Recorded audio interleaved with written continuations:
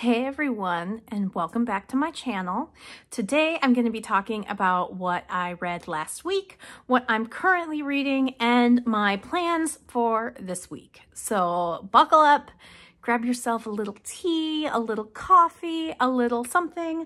I have my coffee in my witch's brew mug sitting right here with me, so let's get in.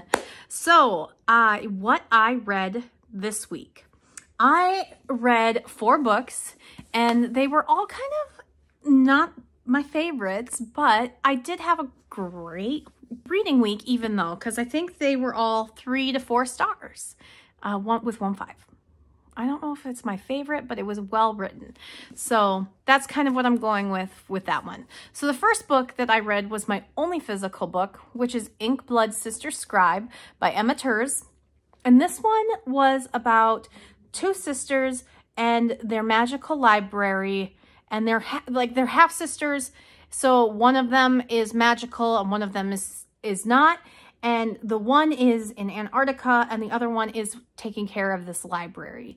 And she's building wards, and then something happens and some choices are made, and it gets interesting, but it's like the magical setup of the book takes quite a bit of time. And so if you really like the kind of literary, because this is more literary fantasy, I would say, where the action is really packed into the last 40% of the book, and the first half is setting up their backstories and setting up the magical world and setting up this library, where that was at times for me really slow. And I have discovered about myself that I really enjoy kind of like a more fast-paced fantasy. Like I've talked about it. I read Fourth Wing in May, at the end of May, early June. And I loved it because I realized why it worked so well for me is because it didn't spend 500 years setting up the characters. It didn't spend all that time setting up the world. It kind of just threw you into the world and we're like, here's the world. Here's a little bit of history and let's go. And that's something that I really enjoy. However, this magic system and the sacrifice, like the sacrifice on people it makes, was really fascinating to me. And the way that she set this up was really good. And this is apparently a standalone, but would love, and I don't know because it is a debut, I would love if this was a first novel in a series, because I would definitely pick up a next one in the series. However, it does have a good resolution, and I really enjoyed it. I'm glad I picked it up. It was my book of the month pick for June. So I'm going to pass this one along. And I mean, it's not one that's going to be on my forever shelf. But I liked it. I enjoyed it. Solid 4 stars. I gave it 4 because pacing was hard for me. And but that's a me thing. That's not like a problem with the book. That's just me. I struggle quite a bit with world building fantasy. Don't come after me because I really don't like the Lord of the Rings for that very reason. I get really bored with all the exposition. So that's just a me thing. So if you like the exposition and the deep world building, definitely Blood SisterScribe. But the witchy magic, yeah, loved it. Okay, and then the next one that I read this last week was The Last Word by Taylor Adams, which was a ridiculous thriller. And it was about an author who decides that he wants to come after the person who gave him a scathing 1-star review. And I have given scathing 1-star reviews. I'm looking at you, Devil House. I am. I'm looking at Devil House. It was awful, at least to me. But it had some interesting commentary. It wasn't just like a thriller. It had commentary. It had characters who were seriously flawed for serious reasons. And it was really interesting. It kept me guessing through the whole time, and I didn't guess everything. I didn't see everything that came. So I enjoyed it. It was funny. It was definitely meta. And it was like, oh yeah. And then on, gosh, who was it was talking about it? I forget, I think it might have been Books and Lala was talking about it. I think Books and Lala mentioned that she believes that his last book, was it Hairpin Bridge, got really negative reviews, and then his next one is about reviewing. So it's kind of, I love that perspective from it. So I enjoyed it. I've heard it's divisive, but I enjoyed it. I had a great time. And then my next book that I read was Starlings by Amanda Linsmeyer, and this one was an advanced reader's copy from NetGalley, and I enjoyed this one. This one is a YA dark fantasy, and it is comped to some of my favorite YA fantasy books, House of Hollow and Small Favors, and I was excited to pick it up. And so this one is about a mother and a daughter, and the father has passed away recently.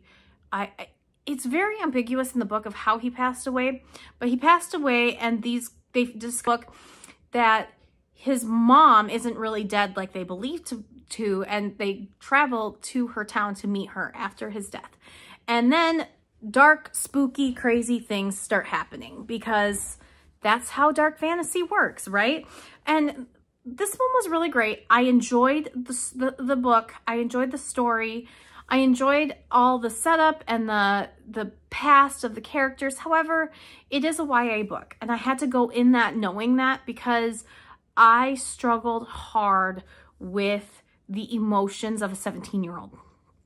So a main 17-year-old, which is one of the reasons why I struggle reading YA, but it was a well-plotted book, and I think for YA lovers, it's going to be a great hit.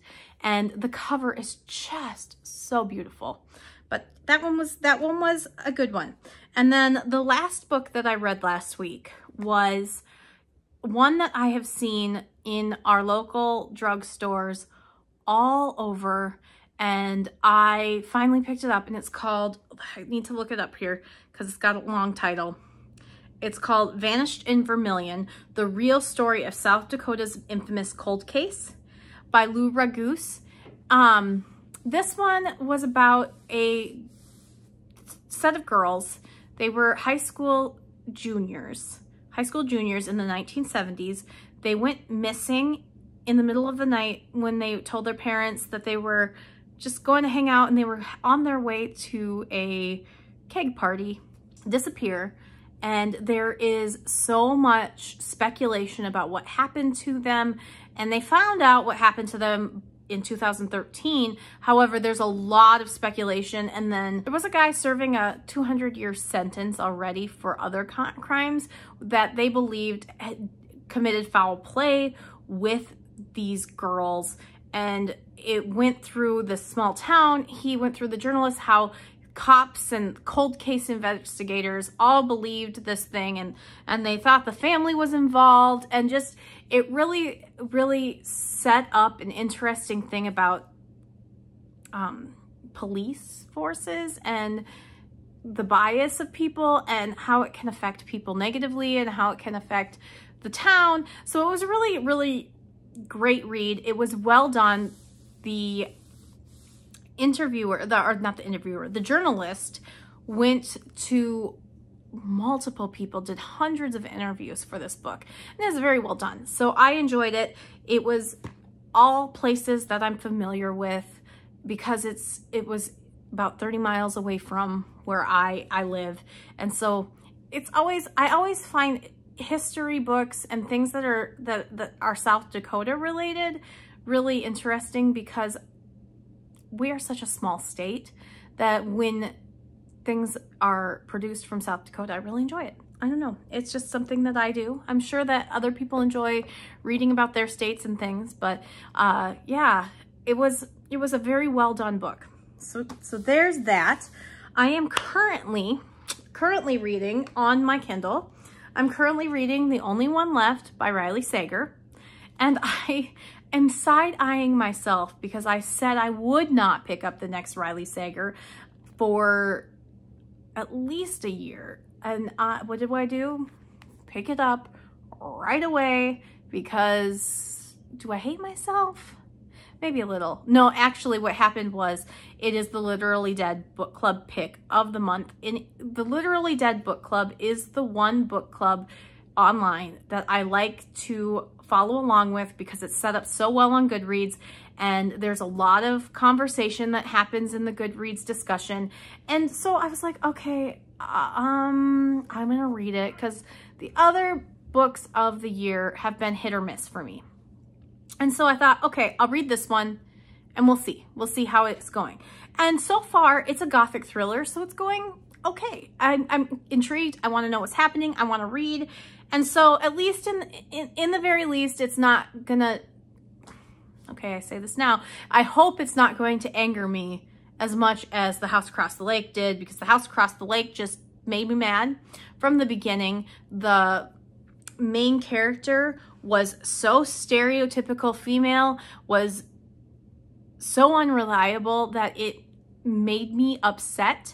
And I'm just like, Riley, can you please write in a male perspective, because I'm tired of the way that you write females. I'm sure other people feel that way. But this one so far, I'm enjoying. So we'll see next week when I finish, because I'm going to finish this in the next couple days because Summerween is here and I am going to be participating. I'm very excited. It is my first like super big participating in a readathon since I started my YouTube. I did this as just a participant last year. I just watched all the vlogs and read books along, did all the sprints, and I really love Summerween because it's like middle of July. I want spooky season to be here. It's not. It gets so hot in July, so I'm ready. I have so many different books that I'm thinking about reading, and I have them physical, I have them digital, I have them audio, but my physical ones are In the Company of Witches by Arlie Wallace, and this one I've had on my shelf for 2 years.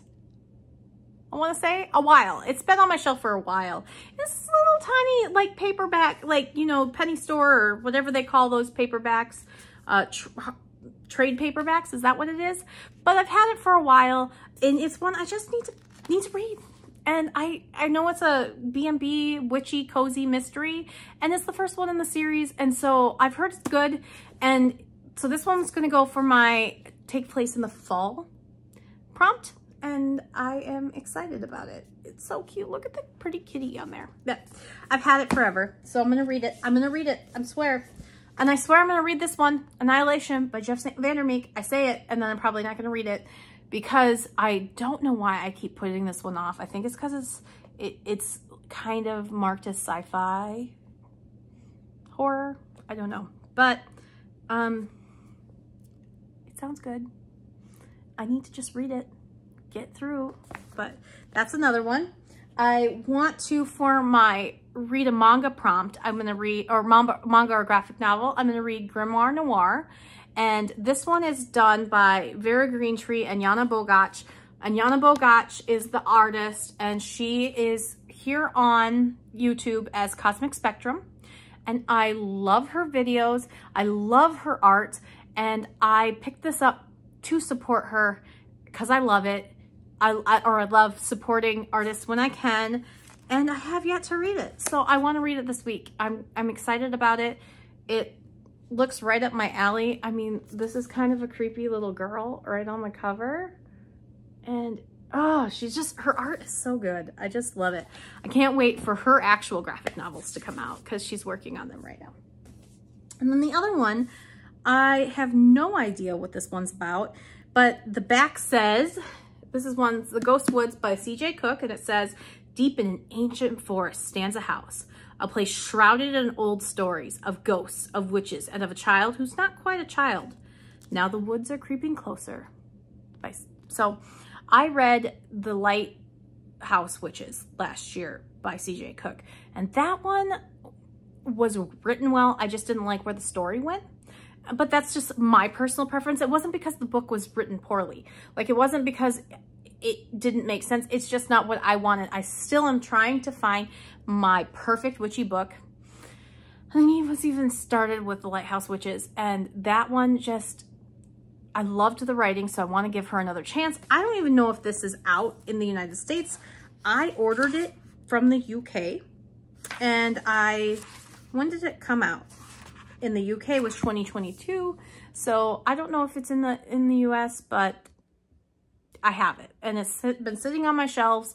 It's got a black cover, which is one of the prompts is black or orange cover. So I'm trying to cover my bases, cover my bases with these. And then I also have Dead 11 coming to me in the mail.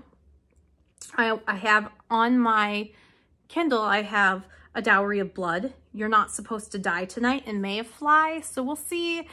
I have some options because I am such a mood reader. I don't know if anybody else is, but I am so excited about Summerween. It is hosted by Gabby Reads and Olivia Reads a Latte. So I joined their Patreons in case they have any exclusive sprints, and so I can support them, since a readathon seems like it has to be so much work. So if I can support them anyway, I want to be able to. And I'm excited to vlog it. I'm excited to see what other people are reading, because even seeing what other people are reading the first couple days of it might shift my TBR. I might be like, yes, I want to pick that up, because I know that I wanted to pick up You're Not Supposed to Die Tonight, which is a like thriller slasher horror book, because Olivia Reads a Latte, Alexandra, Rosalind have been talking about it, and it looks good. It looks interesting. It's a YA, so it's not going to like take a big emotional investment in me, but I'm excited for that one. I've thought about rereading Bunny by Mona Awad for this, because it's been a while and that book is so weird. And so I just am kind of giving myself freedom of not holding myself to a specific TBR and just reading what feels good, because that's what I've been doing. And so that's what I've been doing the last few weeks, and it's been working really well. So anyway, that's about it for the week.